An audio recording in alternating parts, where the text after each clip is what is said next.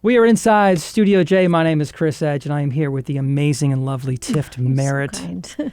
Thank you. Thank you so much for having me. It is so great to meet you and have you here. You are like an icon in Raleigh. My goodness. You really are. You've just, when I think of Raleigh music, you are right there. I appreciate that so much. It's good company to be in. It's so great to have you, and you've Thank got you. so many exciting things going on. I don't know where to begin, so I want to start with what's new, which is that you've got a couple of albums coming out. I do. I can't believe it, but Tambourine has celebrated its 20th anniversary, so we're reissuing the vinyl, which is really exciting. And then the label One Riot that's reissuing it called me up and said, "You think you have anything in your archive?" And I had squirreled everything away. I just had never opened the box, and it turns out that I had a bunch of stuff that I thought, oh my God, this is just going to sound awful. And it turns out it didn't. It was pretty good. It was really good. And there was kind of these were all the demos that I made in the kitchen of, the place where I was living. And Tambourine was sort of a major label story for me. And I really went through some hoops to get into the studio with George Draculius, who was an angel. And so to revisit those demos and find them kind of raw and edgy and intact and full of intention was really a very personal, quiet little victory. So those songs were those were potentially songs for Tambourine. Yeah. Right? Mm-hmm. Yeah. And you just kept them. Well, so what was that like when you... Well, I mean, what it was like, the funny thing was that at the time, I sent all of those demos off, and I was told nobody called me. And all of this is very typical. Like, this is not a singular story, but it was singular to me when I was 27 years old, and I was trying to keep a band together and, do the right things. And, I was just told they were all not hits. So, and that's what they do, right? Yeah. That's what they do.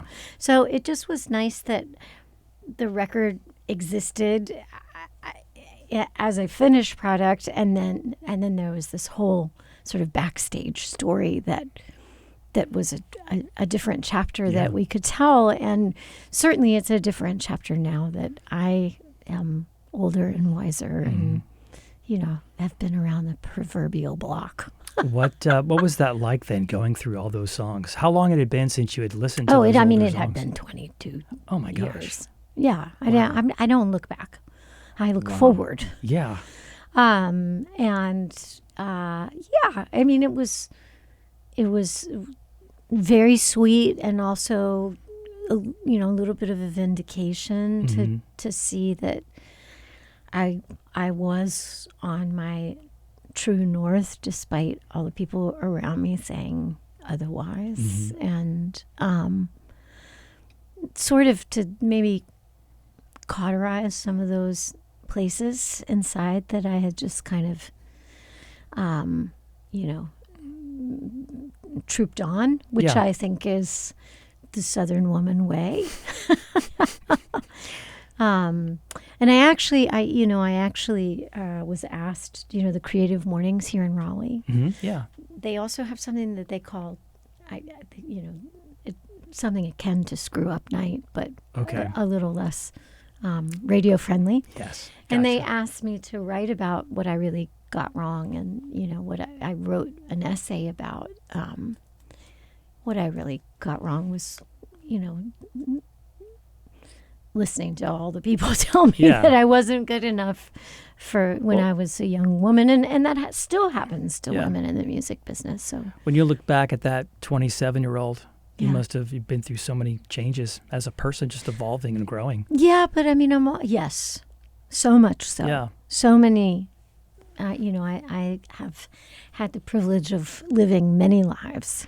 Is the kitchen demo album, is that Is it really a good reflection of the 27-year-old you? Oh, definitely. Yeah? Oh, definitely. You can hear that and feel that probably? Yeah. I mean, I think it's also a reflection of the creative process, right? Because even in the music business, I think there are people that don't know how to listen to demos, right? You know, I mean, when I'm writing, and I'm not trying to make it a perfect produced thing. I want to get to the next song and write the next feeling. Right, because you got to get all the stuff out of your head, all these thoughts out. You just want to get it documented and move on. Yeah. So, you know, things are slower. Things are not slick. They're not supposed to be.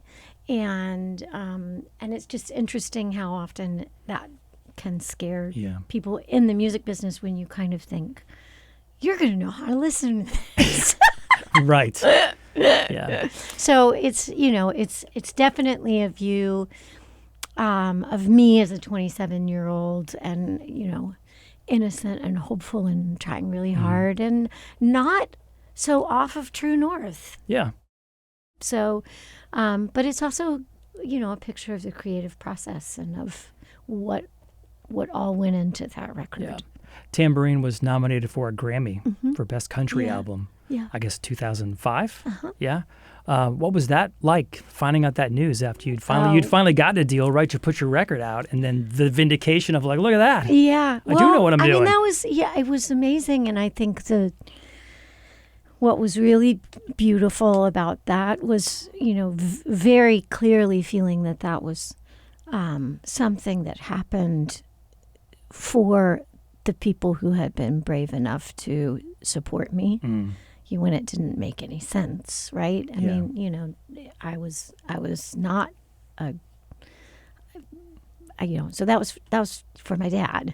That was for my mom. Yeah. That was really amazing that they were, you know, I'm a mom now and I'm like, geez, Jean, don't be a songwriter. And they were very brave. And that was this moment that was a complete surprise. And that was for them. Yeah. You have a daughter, right? I do have a daughter. Okay. So has she shown interest yet in music? Not so much. I mean, both of her parents are musicians, so it's kind of... It's going to happen? No. It's kind of like the mystique is not there when both of your parents are musicians. Interesting. Okay. I mean, I will say, you know, she is very much her own person. And she is not, you know, I'm very much of the mindset that if you are going to be a musician, you have to have a relationship with your instrument. You know, and I'm a single mom, and like I have to tell her to eat vegetables and brush her teeth, and I'm not going to add playing go play your violin. And we've tried that, but you know, she's young, and she actually did go on tour with me this summer for the first time, a real tour. Yeah. You know, I mean, she toured with me when she was too young to remember, but then we stopped. And so she came on tour with me for a month in Europe this summer. And welcome home, by the way. Thank you. Yeah. And she did great. And she started writing poems on the road. And she came home from that tour and she said, I'm going to be a therapist and a poet. And I thought, that's great. But I mean, she also sees me live the artist hustle. Yeah. And she's like, I don't know that I'm signing up for that. Yeah. She's a smart kid. How was the tour? It was wonderful. You hadn't done that in a little bit, right? I hadn't. Not like that. I mean, that was a whole month of travel. I've jumped out and done 2 weeks or a week or something like that. And always, you know, Jean has not gone with me. Yeah. But we had a wonderful time, and we were, you know, in the company of wonderful people, and the shows went well, and it was really a joy to be back out there, which, you know, I didn't know how she would do, and I didn't know how I would do, so it was a wonderful surprise. That's awesome.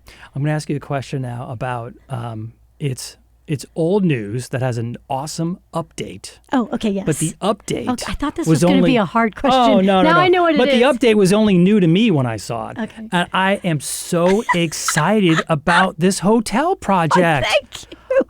I've driven by that place so many times and been like, man, what a cool, just a cool building, the architecture. I don't know anything about it, but I was like, when I saw that I guess you purchased it. No, I didn't purchase it 7 or 8 years ago, and then but now you're going to. I mean, I'm the mascot. I am not the purchaser. The mascot.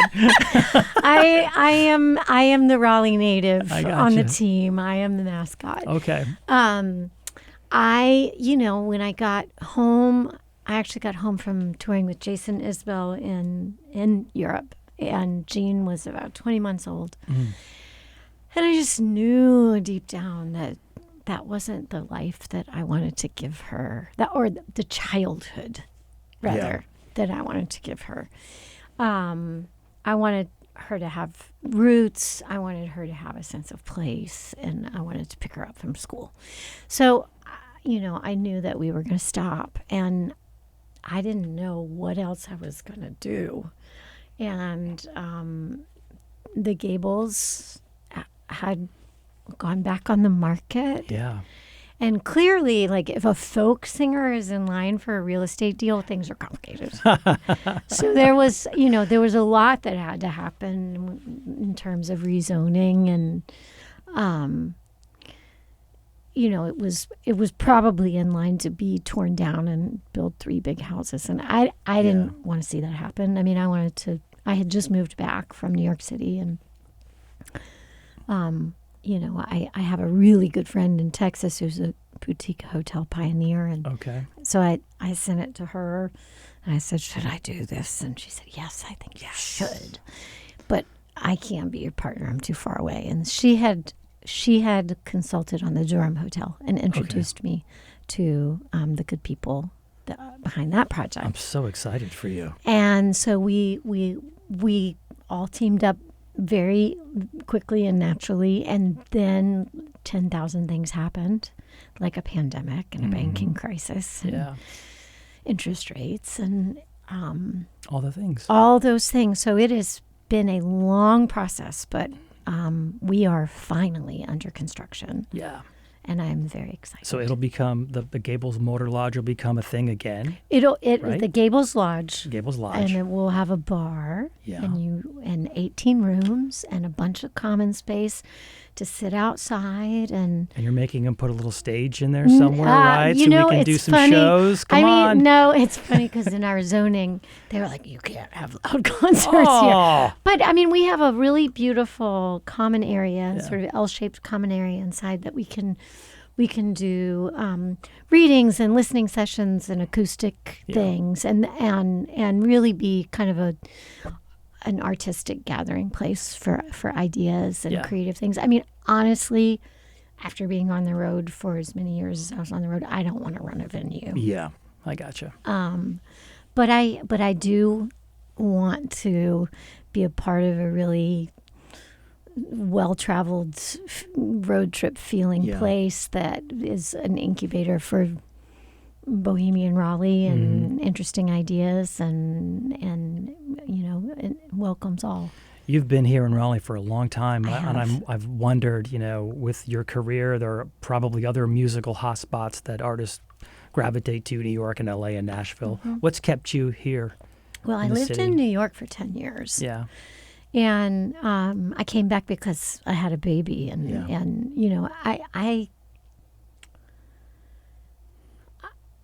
I think that what I have done in other places, the big life that I have had, has really been enabled by the fact that I have deep, deep roots and real love and support here. Yeah. From blood family to friend family to people who have just cheered me on and kept my career alive. I loved living in New York because it was, at the time, I think New York has changed a lot, and I really honestly couldn't afford to raise a daughter on my own there. Yeah. But that's not a real. That was an artistic town that was not very forward facing, right? It's not quite like LA or Nashville where you're going, everybody you see is a musician or making an appearance at dinner. Right. And I do not think that people are supposed to flower all the time.